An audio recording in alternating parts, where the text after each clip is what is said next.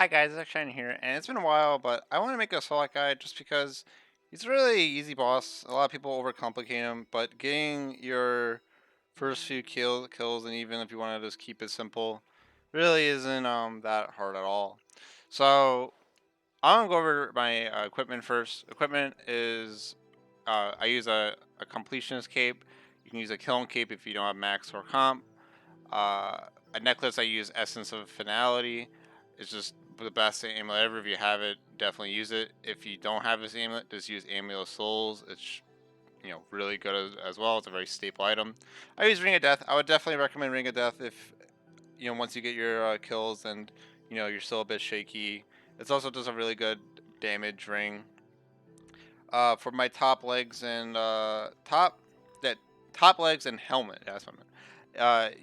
You want to use the best gear you have. So I use like Tectonic. If you don't have Elite Tectonic, you can use regular Tectonic or maybe even Virtus or something like that. Or Zuriel's armor is pretty cheap with the patch. Uh, again, like I would probably just use like if you can't afford Elite Tectonic, I'd probably just use regular Tectonic. It lasts a really long time. And there's a little trick you can do to make it last long, but if you're curious about that, just ask. Cinderbanes, you definitely, no matter what, definitely need Cinderbanes. They do so much damage against them, so pretty much a must. Blast of Fusion Boots, it's not really needed because I don't even cast Detonate that much on Solak really. They just don't degrade, so they're better than Virtus Boots. If you don't have these, you can just use Virtus Boots or the Rage Fire Boots. Erthedor's Gamora. It's pretty cheap nowadays. I think it's like under 200 mil, and it's a free at the boss. So this is definitely best in the slot at the boss. It's also good for hybriding, but we're not going to be hybriding. We're just going to be maging Solak. So definitely try to get this. If you don't have this, just use either a scrimshaw, a superior scrimshaw, or a god book. Rune pouch, air runes, chaos runes, and soul runes for vulnerability. I keep on my planet feet. It's a wand of the Sour Elders. You can use Abyssal Wand or something like that, just for my planet feet with Aftershock in it.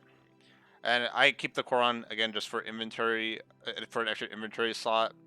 As Aftershock 4 Equilibrium 2, just best in slot perks. If you're curious about best in slot perks, it's on the wiki.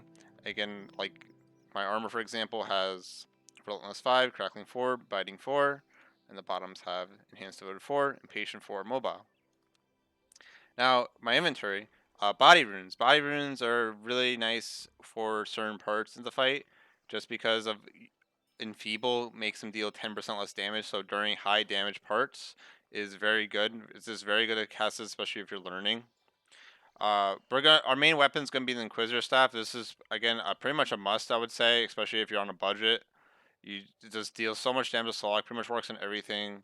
And even if you can't afford like a Seismic Wand and Core for like using it on things that aren't affected by Inquisitor staff, you just it's not that big of a deal.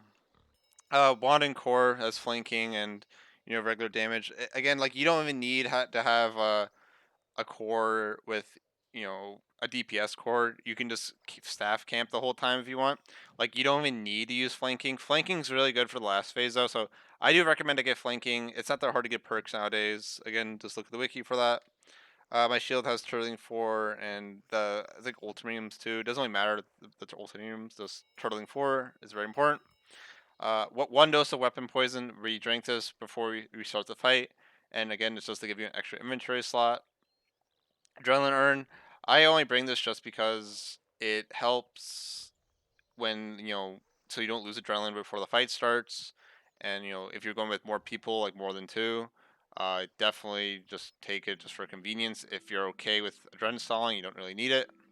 Excalibur, just get HP whenever. We only cast it really once or twice. I bring only 2 prayer potions, restore, and a spiritual prayer. If you don't want to bring a spiritual prayer, just take 2 restores. That's pretty much what you should need, and maybe 3 restores if you're going to take a while, and bringing a yak if you're learning. Dreadnips is a lot of DPS in general.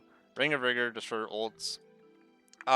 If you're pretty decent at the boss and don't die a lot, Spirit Weed sticks and Quorum sticks, they help in DPS with more poison damage and more specs with your familiar if you're using Ripper Demon. If you die sometimes, or like you just don't want to spend that much money, just use Quorum Sticks are really good.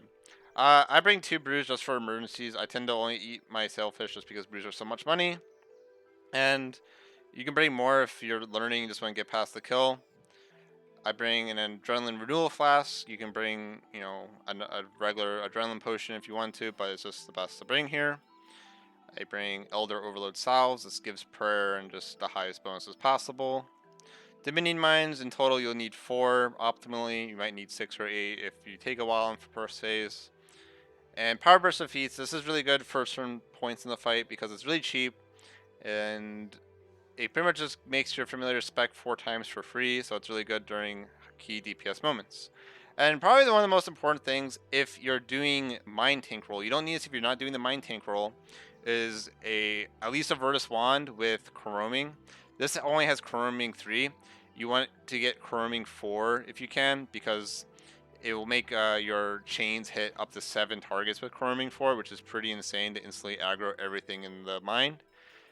You can do it without this, but this just makes it really easy and relaxing. And so I'd probably say this is pretty core. So we're going to go get started right now. I'm going to go to War's Retreat. If you don't have your first kill, you would get the Solak by using the grouping system. Selecting, like, well, I'll show you that. So we're going to burn these sticks. Get some sailfish. And yeah, you can get your adrenaline from these crystals. But I'm going to show how to get the Solak with the grouping system if this is your first kill, just so it's not a pain. And we get some adrenaline from my urn as well. Just a little bit. There. So to get to Solak, just go to grouping system, all the way down, Solak. We'll create the group. View selected. Update group. And click ready.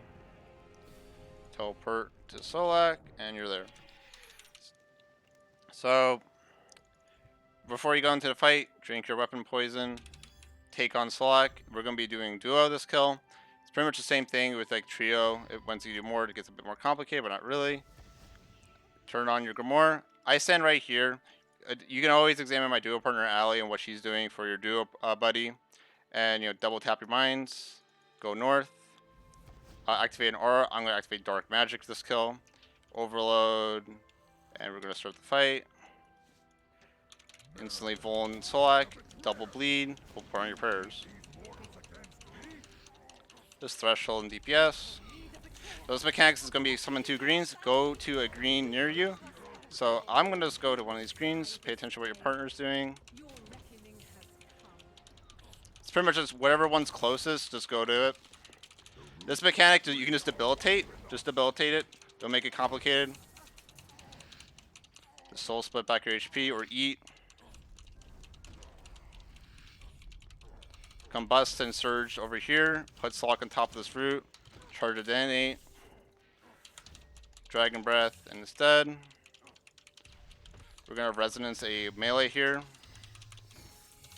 Wild Magic. We're going to Devotion. Vuln Solak again. Walk right here in between the ability. Double tap your Dominion Mine. And the mines will go off and kill that root. And we can start focusing DPSing Solak. And yep, just DPS. Essence. I mean, probably shouldn't have used my Sigil. It's pretty good for the core, but it's fine. So this mechanic, I have it west. So for instance, I'm going to go over here. And then surge back. Anticipate or Freedom so you don't get stunned. It's pretty much up to your partner to go close so they don't die. You don't even need to really communicate it. Just go close to it and then surge back, but make sure to have Anticipate or Freedom up. And yeah, just keep DPSing him. Most important thing, if you're just learning DPS, is just spam bleeds on them and walk the bleeds. They deal incredible amounts of damage. So here, we actually DPS'd them enough to actually skip a mechanic, so we're just going to put shards on them. I vuln the arms, both arms. And just DPS. Once we kill the arms, we're going to Sunshine on the legs. Call your familiar, because sometimes it bugs out because this game's great.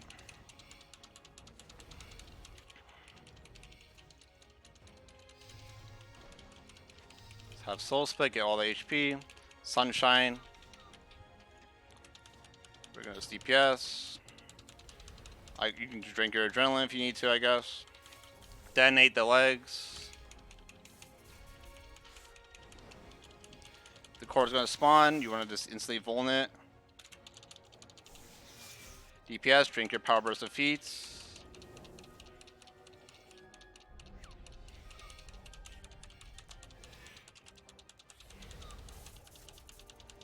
Keep DPSing it as much as you can, just flanks, G-staff. Good. So, as long as you do over half damage, which is 125k, you should be fine. Like, this is very good. You just want to go for a 2 cycle. Here, you want to DP... Again, he caps at 2.2 mil on a duo. And you just want to... Like, at this point, he won't do anything. He's just going to go back and do his arms and legs. If you didn't do enough DPS, you have to do the green mechanics and potentially the roots again. Just take your time with it and focus on doing the mechanics. Don't focus on DPS that much. Since we DPS'd him so much, we're going to actually just sunshine right away and just DPS the arms again. No point in delaying the sunshine. Keep your Inquisitor staff on. It's just really good.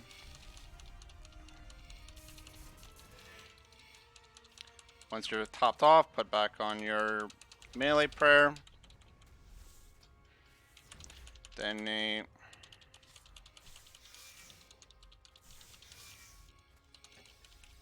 I'm gonna kill the core in a second. DPS the core.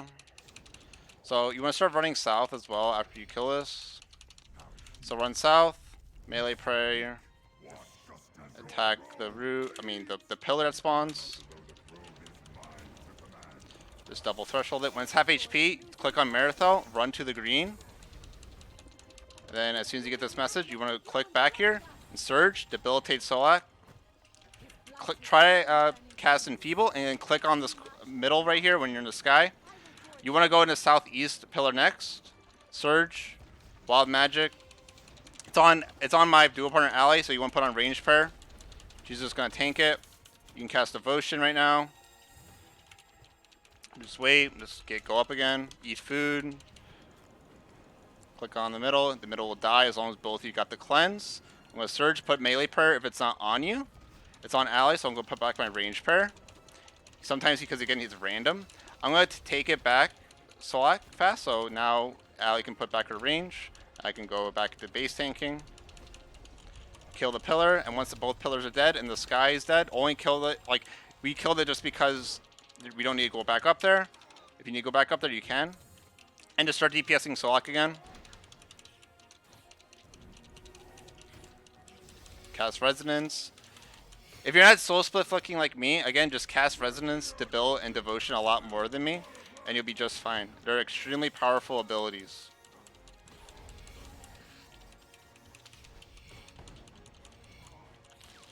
Sacrifice is pretty good too. So this part is just bombs. You just want to hug this wall. Dual partner goes there, and if there's a bomb, just debilitate it or reflect it, or even just walk away and just communicate with that with your partner. So no bombs really spawning on us, so we're absolutely fine right now.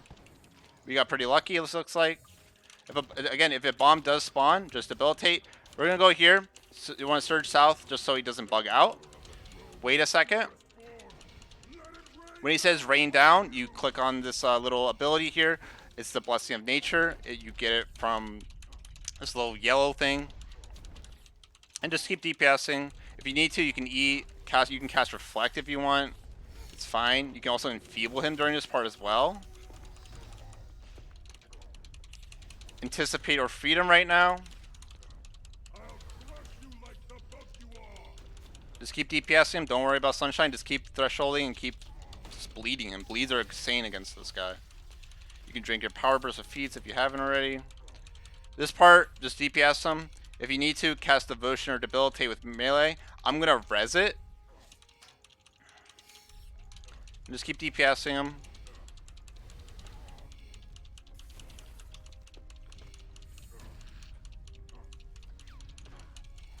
We're going to go over here.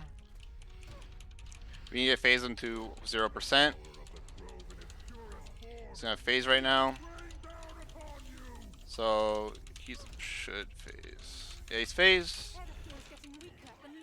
Get this cleanse. I put a double bleed on him. Walk exactly here, and then sunshine, and just DPS him.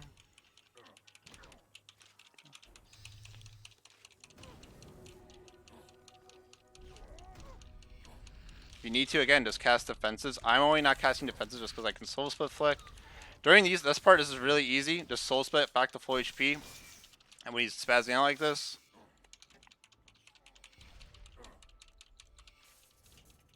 I didn't mean to eat. So this part, I also like to cast a combust, anticipate, stun him with an asphyxiate. As long as one person stuns him, you won't get this mechanic where you just bleed for a ton of damage. So right here, you want to start building up your adren. Put on a wand core. I'm going to double flank him before I go in. Go in. I'm going to vuln and just threshold him and just DPS him.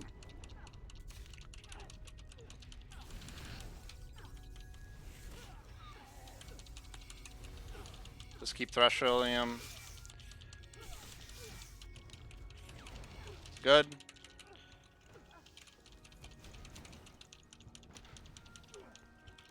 Anticipate your freedom right now and just instantly stun him. I need to vuln him. I'm going to vuln and enfeeble him. Again, vuln and enfeeble are pretty much your best friends here. Especially enfeeble, it's very powerful for when you're learning. Whenever he's doing this, just soul split back to full. We got him really low, so we don't need to re-enter. The next pad right here, we would re-enter like one person would. Cast Devotion as well if you want to negate like all the damage during like one of these phases where he attacks really fast. Anticipate. Whenever he gives a bomb to your duo has a debilitate, and just anticipate you won't get stunned by it. So he's capped right now. We're gonna put a shard on him. We're gonna go in and kill erthedor. Try to have 100% adren by the time you kill him.